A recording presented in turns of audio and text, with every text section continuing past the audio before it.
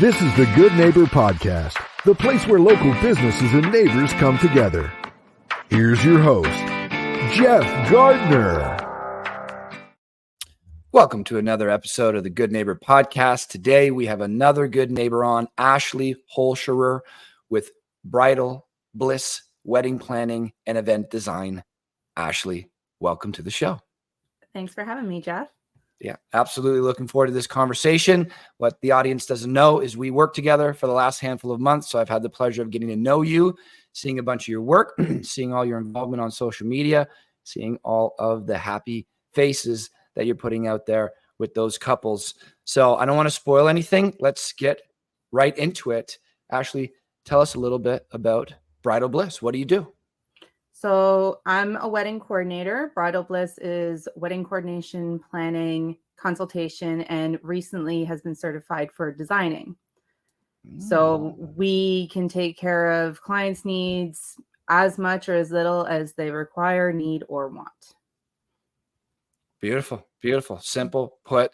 So let's, for a guy who has not been involved in my own wedding yet, I've been to a few other weddings. Let's peel that back a little bit more if we can to give a really good understanding for me. Like I'm the stranger to this, let's say. So I'm setting up a wedding. I got my lucky person. Somehow she said yes. So now we're in this stage.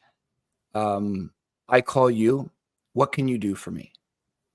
Really anything you need. So if you come to me and say, you know what, I really am looking forward to the planning, but the idea of working the day of my wedding, making sure everything's set up, timeline, deliveries is just too overwhelming. I want to just enjoy it.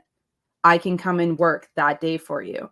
If the idea of planning the wedding has you so stressed out, trying to come up with timelines, doing the research to find vendors that are good within your budget, I can 100% help you with that as well.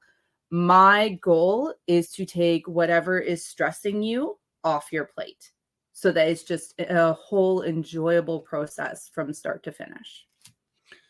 Okay, so I don't know this person that I'm marrying yet, but if it was me making the decisions, I would say to my partner, and I would say, hey, what if it could just be done for us by an expert completely? And we could just get back to our lives. And I call you up and I say, Ashley, listen, for some reason, again, my partner agreed that we don't want any involvement. So and you just do it. I can definitely design a wedding for you. It would require probably 3 or 4 different meetings just so that I know the style you're looking for, the budget. If you want any involvement, you would have to do the guest list, obviously, and attend some fittings. But I have enough of a vendor basis to be able to say, I know that this caters really good and is looking, or has the style of catering that you're looking for that fits within your budget. Or these are the florists that I have that fit within your budget that go with what you're looking for in regards to the design of the wedding. So that is a new option that I'm providing now that I am certified as a designer. Beautiful. So minimal involvement. If I want it to be that way, you would be confirming price, colors, timelines, things like that. But I could be fairly hands off, minimal. Pretty much. Yeah. I don't take care of payments for vendors. But I will do everything up to signing the contract and making the payment. That would be on you. So you always have the final decision. Beautiful. Beautiful. I love it. We love to talk about the why on this show. I have it tattooed on my arm, as some of the audience knows. Really important questions for me to make sure that I'm living the life that I want to live. And I think asking why we do the things we do is critical for really planning out, mapping out your future, the destination that you want to go, and enjoying the journey along the way. So we love to get the chance to speak to our guests on the show and find the why behind it. Some people are like, I just fell into it. It was a very lucrative opportunity, and now I'm here. Some people are like, this was a life path to figure out who I am and what I'm capable of, family, community, et cetera, et cetera. Why did you get into this? What's the story behind it? So it honestly started planning my own wedding. I had an absolute ball, and being a hopeless romantic, finding ways to incorporate that within my own wedding. It was just amazing. And honestly, my wedding went perfectly because I'm type A organized. So I had that all down pat. And then as family and friends saw how much I enjoyed it, they asked for my help on their weddings. Mm-hmm. So I started to help more and more and more and take on more and more responsibility. I'd say it really took a head that this is what I wanted to do as a business when I planned my sister-in-law's wedding from Canada down in New York. And it went off a hitch. And after the wedding, she came up and she hugged me and she said, it was perfect. We just so loved the day. Thank you so much. And I knew this is it. This is what I'm going to do. So as soon as my kids were old enough and in school, I started to establish a business for myself. It's beautiful. And that's such a common story. And I love it. For me, entrepreneurship and what I do was first figuring it out for myself. That's why I spent so long in the fitness industry, still involved in the industry in some ways, much less so now than before, but it's an integral part to my life. I wanted to figure out my own health.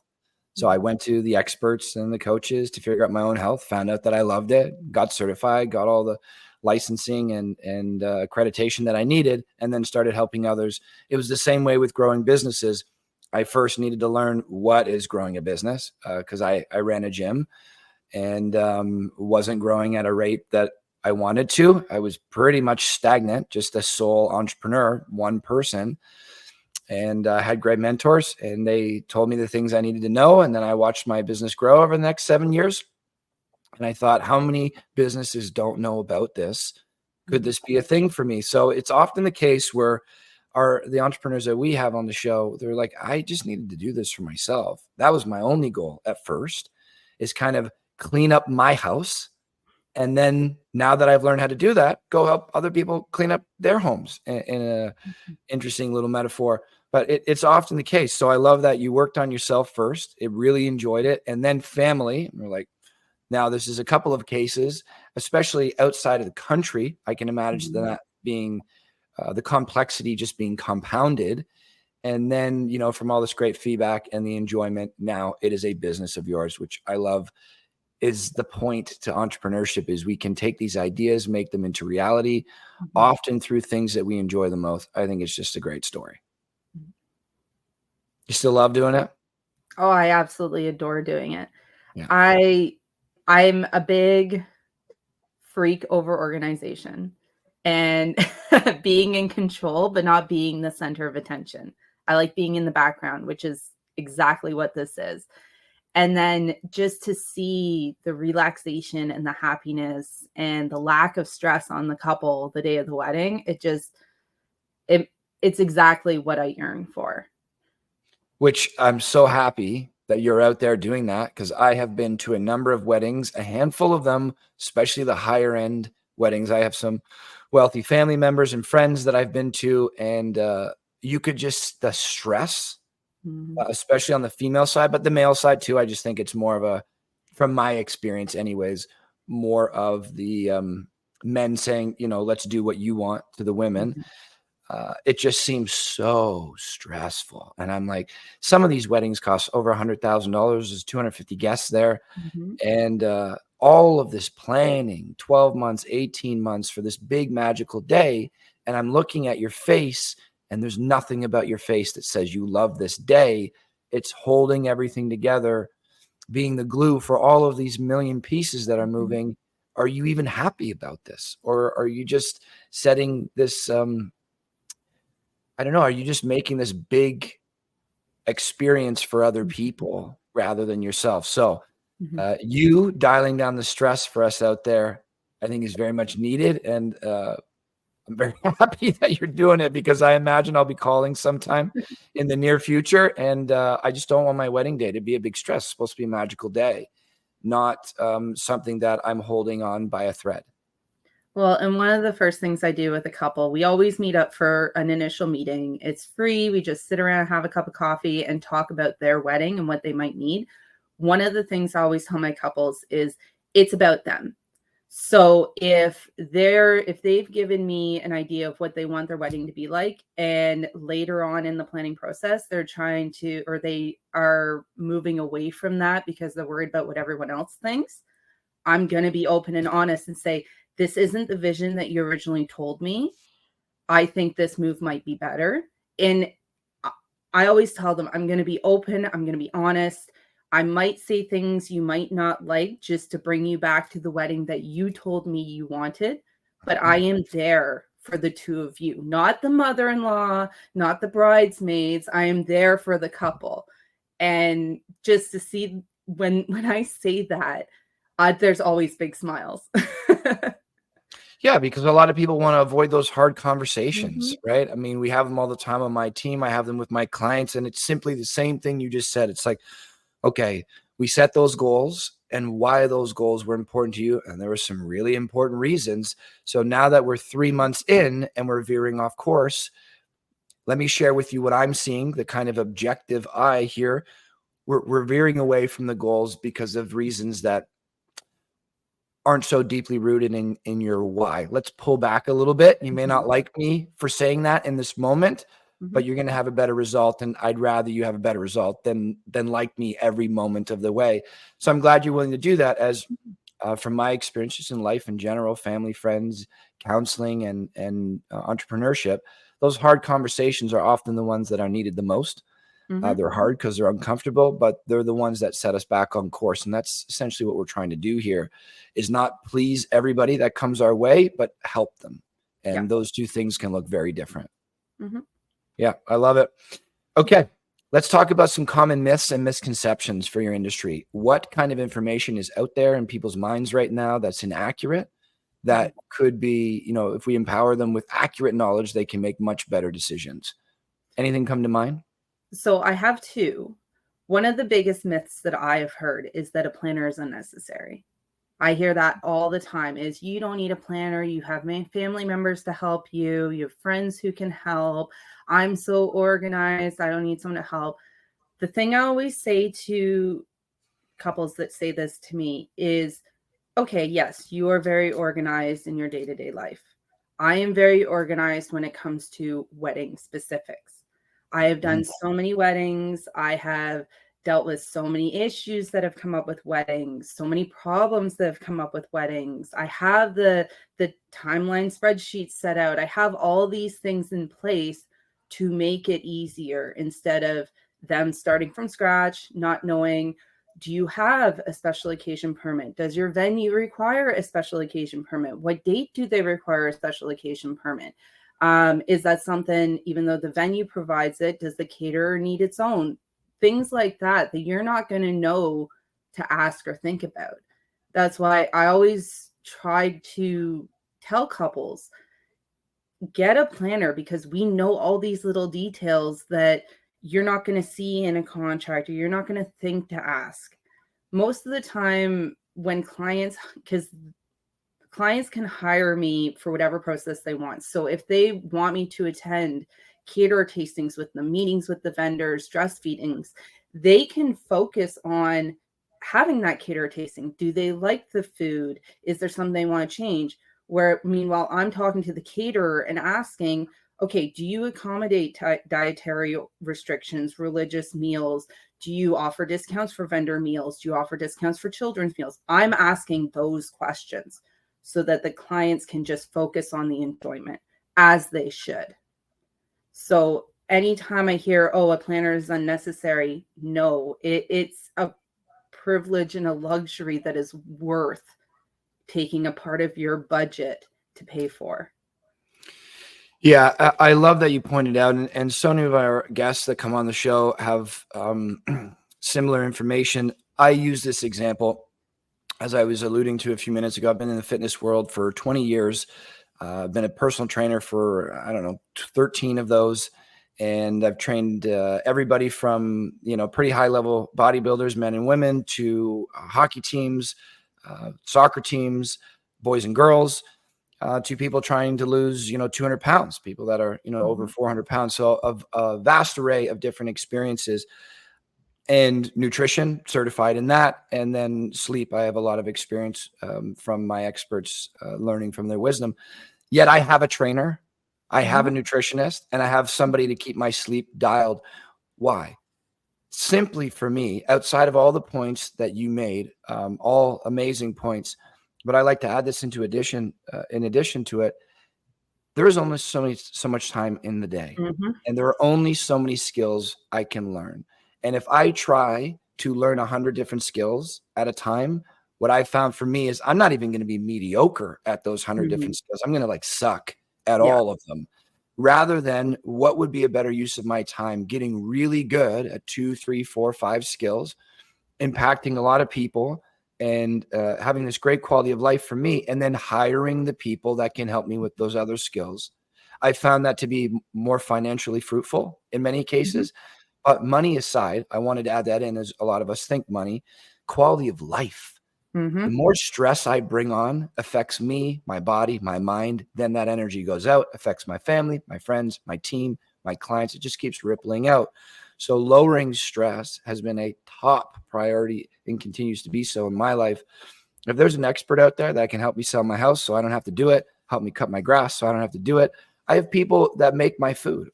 80% of my food is packaged for me and I pick it up on Sundays. I just leave room to make a dinner each night. But it's all done for me. And yeah, these are all costs that I have going out, Mhm. but I have found still way less stress and more financially lucrative to have all these additional expenses so that I can focus on what I'm good at. And the wedding, for me, anyways, absolutely seems like a part of that category, to just have some help with someone that knows what they're doing. Most Mhm. people, what would you say is the average, like 1 to 2 weddings per lifetime per person that they're Yeah. planning? Yeah, if that. So, I mean, to think of all the details that go into a wedding that you're thinking of from scratch, it's your first time dealing with it, even your second time dealing with it, because even if you have a second wedding in your lifetime, it's usually very different from your first. I have clients that would hire me just for the research of vendors, the communication between the vendors, and building the timeline because their time is worth that. Yeah. They don't want to have to worry about phone calls and internet research and going doing meetings to learn about whatever and building a timeline and everything like that. They just are like, "You know what? I have zero desire to do this. I don't have the time to do this. Can you do this for me?" And I can say, "Absolutely, yes. I will do that for you." No Yeah. problem. And I am a part of that camp. It just makes so much sense. We think dollars first often. This is another cost, but it's like, what do you get back for it? I mean, at the end of the day, money is nothing other than a tool. It can be a tool for Mhm, good, it can be a tool for bad, it can be a tool for somewhere in the middle, but it's a tool to open up doors, to provide more opportunities, hopefully to increase the quality of our life. mhm, Ever since I got on this mentorship train and had these great people guiding me in my life, I now think of it for everything. mhm, Where my money goes is by an expert. She takes care of me. My health, an expert. Whenever that wedding day comes, it'll be an expert selling a home. It's an mhm, expert. It mhm. has just made life so much more enjoyable because I think we can only handle so much stress until it starts really hurting that quality of life. Outside of the myths and misconceptions, Ashley, what do you get up to for fun? What are you doing on the weekend? Are you like jamming it up and I I'm a singing big songs? baker and cooker. I love being in the kitchen. I'm cooking bread and I'm baking cakes and I'm making pies and this yesterday I actually made a beef Wellington with my Mm. own homemade pie crust. I love it. I just have so much fun baking and cooking. Beautiful. So that is what we will find you doing on your spare time is something in the kitchen, Usually. baking, cooking up something. Cool. Yeah. And what's the size of the family? You got a couple? I have a husband and 2 daughters and 2 Two wiener dogs. wiener dogs. What are they? What are their names? Not outside of wiener dogs, they're called like a dash hound or something. Dachshunds. That's Dachshunds. dachshund. Yeah. Right. Cool. I love that. Okay. Outside of the fun, we love talking about the why on the show, but we also like talking about hard things.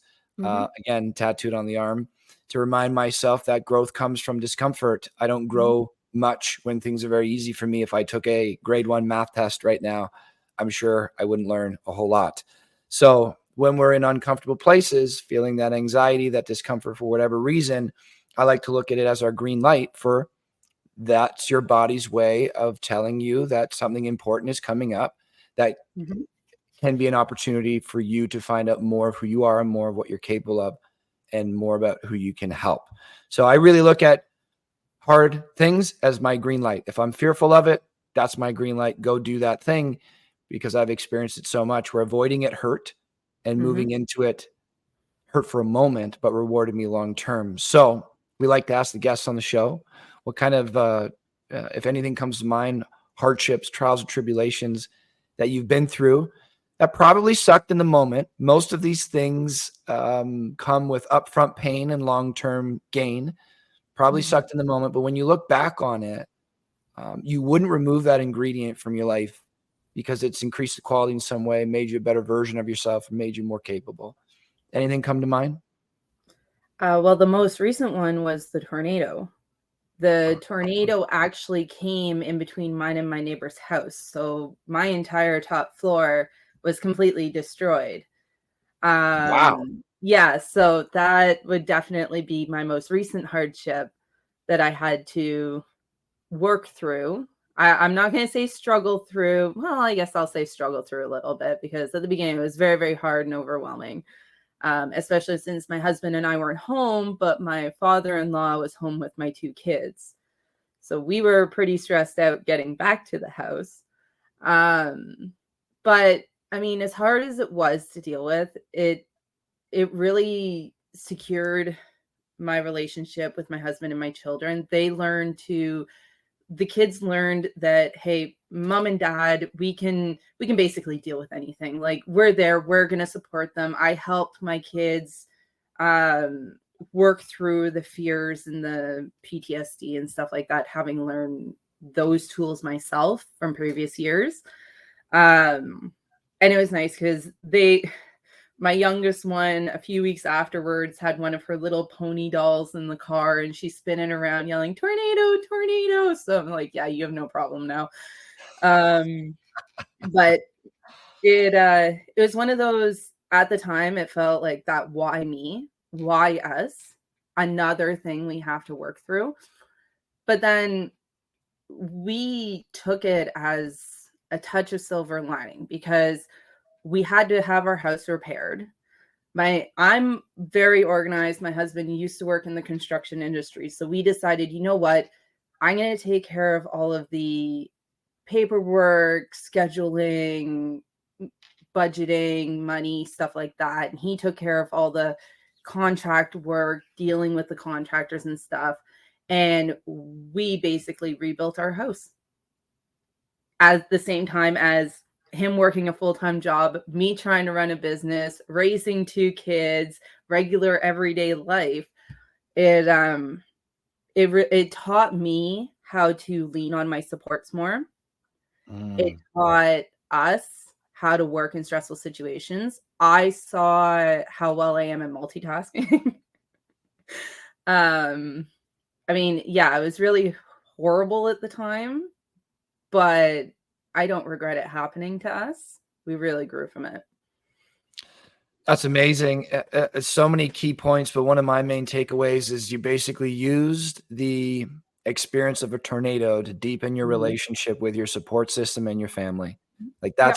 that's what we're talking about. Like the resiliency and the what's the word I'm looking for? Adaptability that humans have within us. Mhm. Tornadoes suck. Yeah. Losing your top floor sucks. Yeah. And with It your kids being home without you, that sucks. it was Um, terrifying. Yet you're saying here that you don't regret it happening. You rebuilt your house in a better way, I imagine, and you fostered a deeper relationship with your people. It's Mhm. fantastic. I love Mhm. it. Nice work. I hope I don't face a tornado, but if I do, I'm taking a page from your book and Yeah. going deep with the family. Yeah, I hope we never have to, nobody ever has to experience that in Barrie again, but I don't regret. It's just like anything else in my life. I don't regret a moment of it, because it's made me who I am. Oh, that's a mic drop right there. What is one thing you wish our listeners knew about Bridal Bliss specifically? That it's all about them. Like that's really the drive in regards to Bridal Bliss, is that because a lot of people see wedding planning and a wedding planning business and they think, oh, it's these package deals, it's things I'm never going to use, it's going to cost so much. It doesn't have to. It's literally about you. It's what do you want? What do you need? What kind of help are you looking for? What is your budget? What can you afford? What is your vision? What is your dream day about? That is literally what this business is about. It's about the couple. And I just want to get that out. Beautiful. I love it.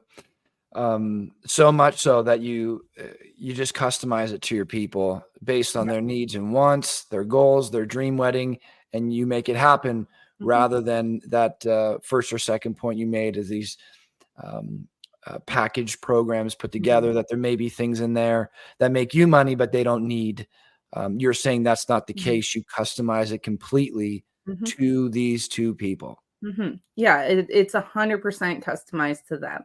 And I know that some people hear custom and they think cha-ching. It's not that case at all. What usually happens is we have the meeting, they tell me what they need, I build a quote, and then we discuss from there. It's okay, here's the quote. Is that too high? Okay, let's look at the options then. I don't like leaving clients without a planner. I find a way to work with them because if they're already reaching out to me, they want help. Right. They want to find a way to help. The other thing that I do too for the clients is if they're kind of on the fence, like, I don't really know, like we don't know you very well. Yes, you got excellent testimonials, but we're still, hire me for a consultation. If you're looking for a specific vendor right now, hire me for that. And if you love it, I take the cost of that consultation off the contract. So you're not spending any more money than you would have anyways. And if you don't want to continue, you've got a vendor. But yeah, it's just, and the contracts, we can always adapt a new contract. If you hire me for something, and then here's a perfect example. I had a couple who wanted me to attend the engagement photo with them, take care of all the scheduling for it, not a problem. She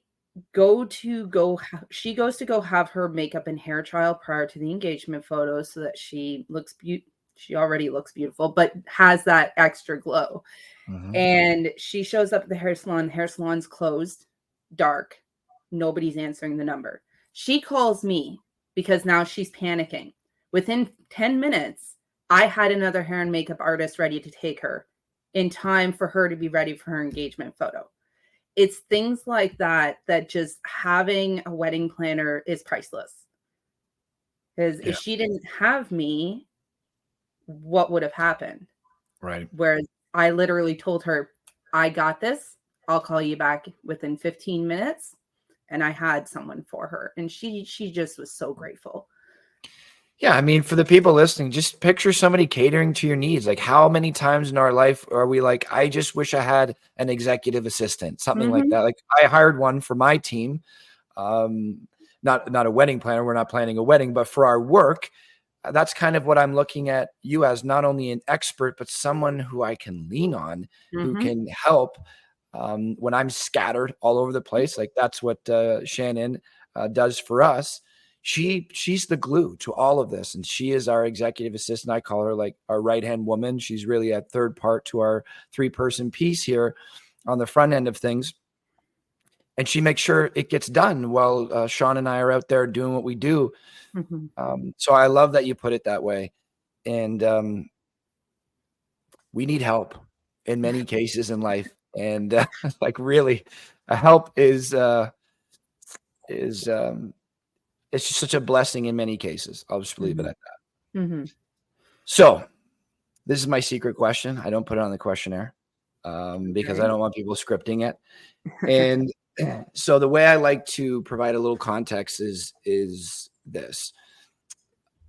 We like to talk about impact. We're humans. We know from the date we were born, we have a stamped end date. We just don't know when. We know that's going to happen. We just don't know when. So I was very lucky at an early age, somewhere early to mid 20s, to come across a handful of great mentors. One in particular she taught me to, especially because I was kind of floundering at that point. My life was not figured out in my 20s at all, kind of bouncing all over the place like a pinball. She said, it'd be prudent of you to think about your impact up to this point, your life, reflect on it, the hard times, the good times, what you didn't like, what you did like, because then you'll find out more of where you want to go. Think about your impact today. Like today is maybe all you have. You don't know if you'll be here tomorrow. So be intentional about your day. And then for as long as you are here, what do you want your impact to be? You know, if you're lucky enough to have that final conversation with yourself before you go and you get the opportunity to look back on your life, are you going to be proud? Are you going to be ready to go? Or are you going to be begging for more time because you didn't do the things that you said you wanted to do all this time? So we think about impact. What kind of impact do I want to have in my life, my world? So we like to ask the guests, and I'd like to ask you, Ashley, what kind of impact do you want to have on the world essentially, but whether that's family, community, business, all in one? What comes to mind? For myself, I would say my greatest impact would just every day to improve someone else's day by just being me. Honestly, if it's I made my husband's favorite dinner and that just made his day, excellent. If I'm big on complimenting people when I see them, phoning someone if I'm thinking of them, texting someone a hello if they're on my mind. I'm big on those little moments because those little moments can be the difference of a good day and a bad day for someone. And like even yesterday, I had to go to the grocery store and pick up a bottle of red wine for dinner. And someone asked for my ID. It's been years since someone asked me for it. Do you know how good that made me feel? It's little moments like that that I try to do at least one of those every day for someone, because I've had days where those little things would have made such a difference and I didn't get those, and it affected me for weeks. It just because you get into those spirals, right? And it's really hard to get out. So paying for the person's coffee behind me, or I have a set of clients and they're just looking for someone to talk to about their stressful mother-in-law who wants to write this super embarrassing speech and they can't deal with it. If I can spend half an hour on the phone with clients and it helps them get through that, like that is my daily goal, is to do things like that. That's how I impact. I love it. That's great. I mean, you're trying to increase the quality of other people's lives. And I imagine that as byproduct will increase the quality of your life. I imagine it brings Does. a great deal of reward and fulfillment. It really does. It's a hell of an impact. You know, however long we're here, if that's what we're spending our time doing, feeling as good as we can about ourselves because we're helping other people feel a little bit better about themselves, that ripple effect spreads wide, way beyond what we can imagine. Who knows? Maybe it can cover the whole world. That is a very cool thing, Ashley. How can people find out about you? If they want to get a hold of you, where do they go? What do they do? So I do have my website. It's www.mybridalbliss.ca. You can reach me through email through there. You can always phone me or text me, whichever you're most comfortable with, 705-205-3798. And then I have all my social media handlings at Bridal Bliss Berry, all one word. I am all about ease. So whatever is easiest, most comfortable for the person. I always tell my clients when they sign their contracts with me, you can message me anytime, you can phone me anytime, email me anytime. I'm there for them. So it's really, really easy to get hold of me. Well, it sounds blissful working with you, Ashley. That is my one cheesy thing for this show. I have to add a cheesy thing in there. It sounds blissful. Thanks so much for coming on the show, Ashley. It's been great getting to know you, been seeing at the events and seeing what you're doing out there. Your social media is great. I've seen quite a bit of it. We're followers of it. Anybody looking to have their wedding experience just so much less stressful, give Ashley a call. And it was great talking to you. Thanks for coming on the show. Thanks a lot, Jeff. Thank you for listening to the Good Neighbor Podcast Midhurst. To nominate your favorite local businesses to be featured on the show, go to gnpmidhurst.com. That's gnpmidhurst.com or call 705-413-3775.